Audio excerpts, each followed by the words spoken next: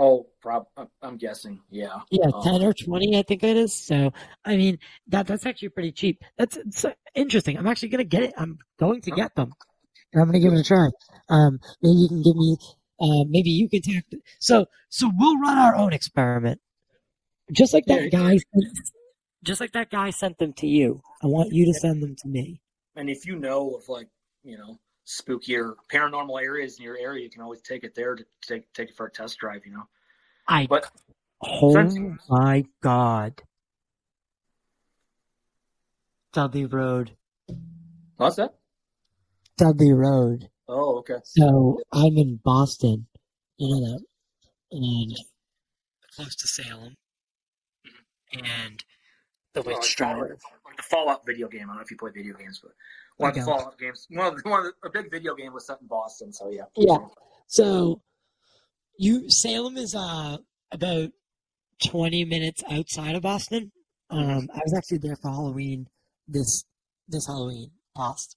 I got a bunch of it B-roll, and I'm making a little mini documentary on YouTube, and it includes Dudley Road in Billerica because I uncovered a, like a temple in the middle of the woods, and I spoke to my grandfather. He tells me back before Middlesex Community College bought the land, he remembers seeing nuns from Dudley Road. There's a nunnery on Dudley Road that they'd be 10 of them, and they'd be marching because it's only from where I am right now. Dudley Road is probably a 15-minute walk, Mm-hmm. 3-minute car ride, 5-minute car ride, right?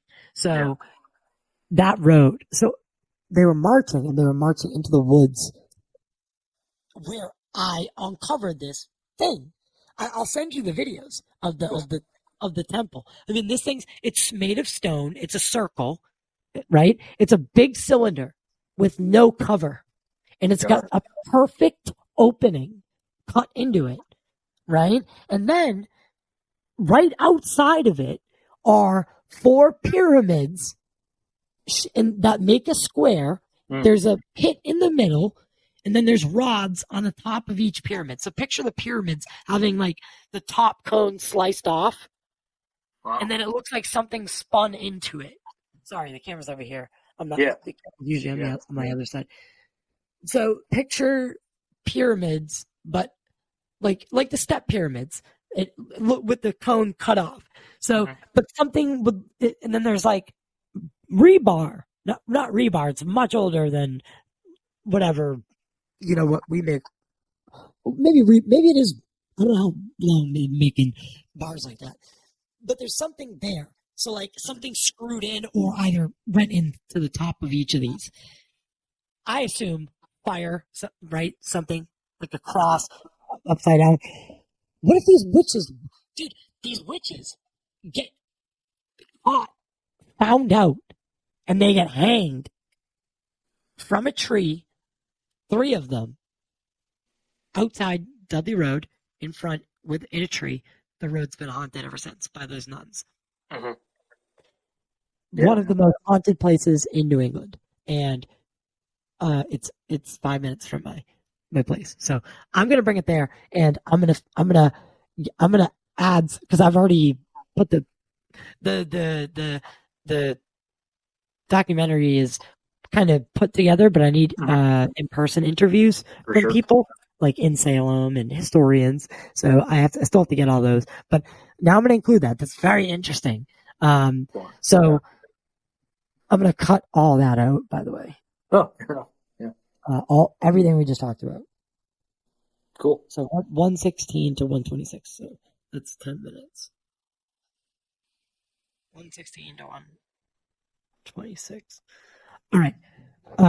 Yeah, so I want you to do that. Can you send them to me? Like that guy sent them to you?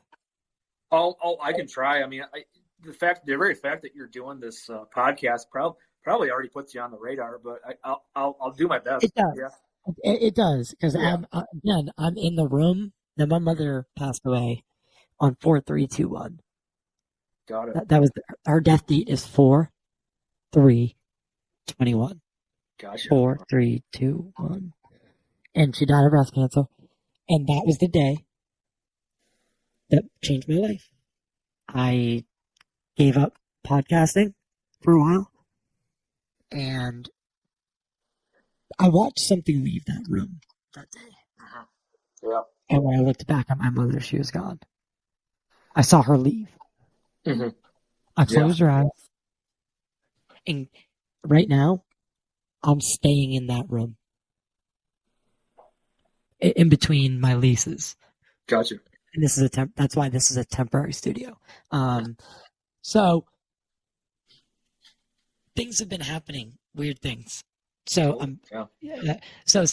I do think once you start searching this phenomena out, it finds you back, and it's like, okay, you want to play? What do you think about guys like Aleister Crowley, and what they were doing? Oh, I mean, what I think. Because I'm not an expert on him, but I think that he was definitely in contact with one of the main species that has been visiting or interacts with this planet for some time. Just on my basic knowledge of that dude, I think he was in contact with real stuff. So, and do you know he's friends with L. Ron Hubbard, Jack Parsons, the father of rocketry, and Walt Disney, and they would all get together. Yeah. Mm-hmm. So, I mean, what were they doing? Were they doing the same thing as C5?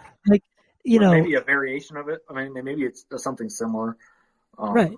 Yeah. But it's very odd how one is seen as demonic, right? Like when we talk about Aleister Crowley and them summoning beings, we think of it as demonic. But when people go out and do C5, we don't. Yeah. So, I mean, some people might, but so why do you think that is? I think it might be a cultural shift or just cultural shift. I think makes sense. Just a change of or just our basic assumptions. Maybe a little less naturally superstitious about some things. And I'm not saying there aren't there's life after death or anything like that, but I'm just saying that a lot of what is not understood is often gets thrown in the demonic bin. Just on average. Automatically, right?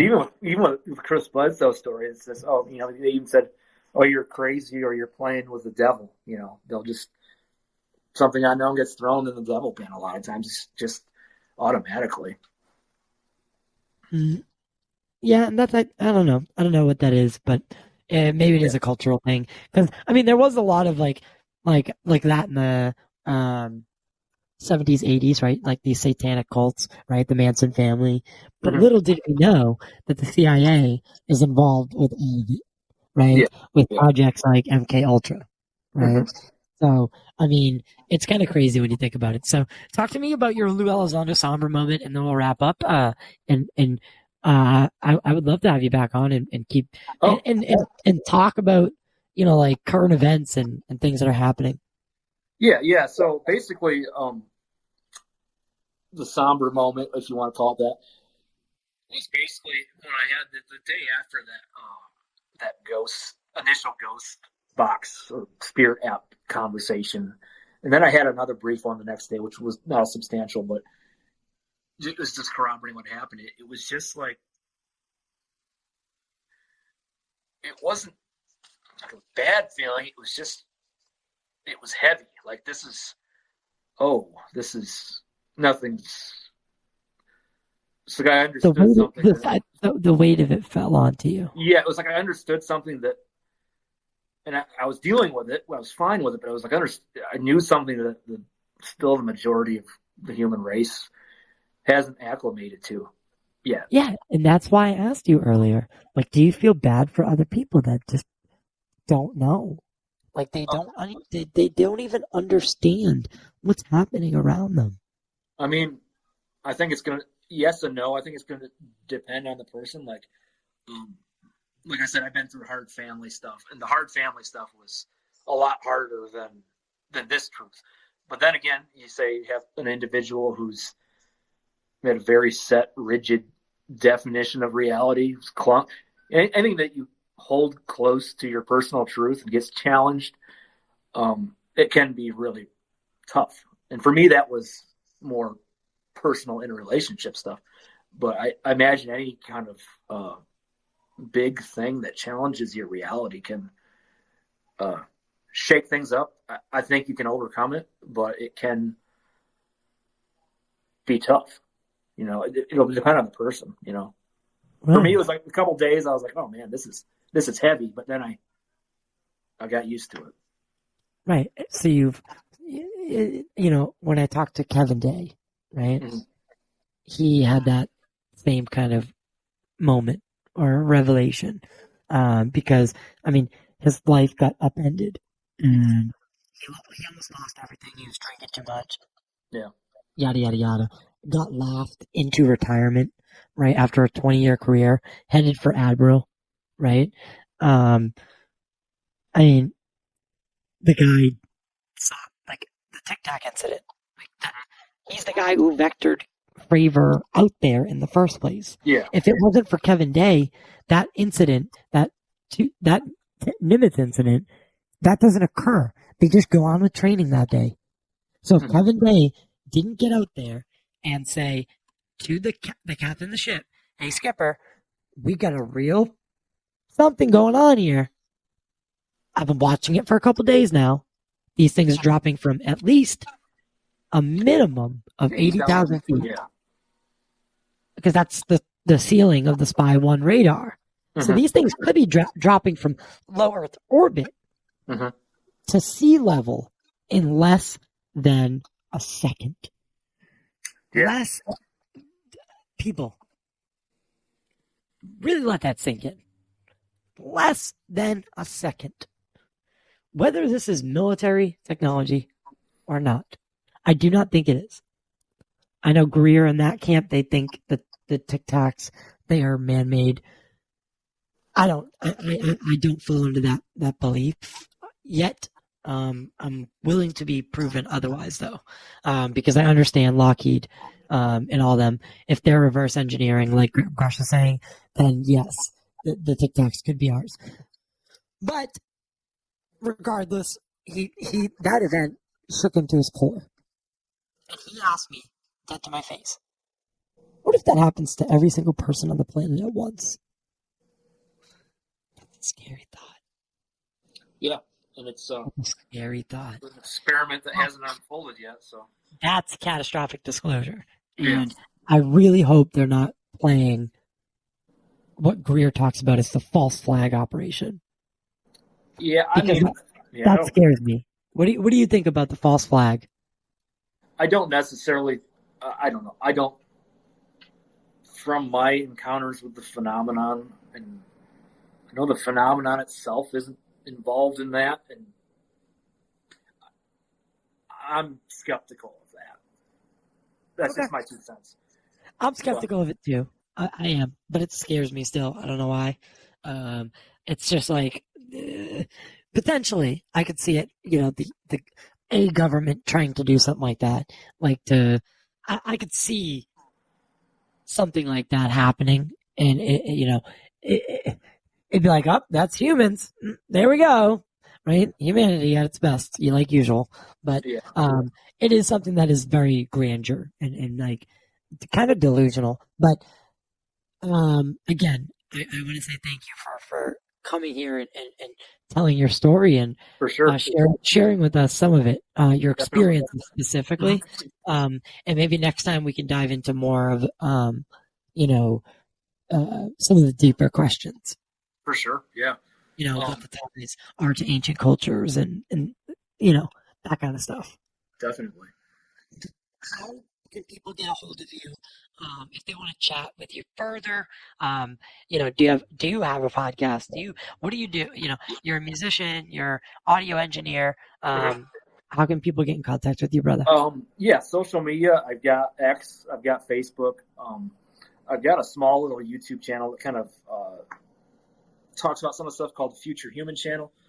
And also, if you want some entertainment that's inspired by this stuff, I've got a record called Future Human under Captain Kollnott. It's hard rock metalish type stuff, but There's a couple songs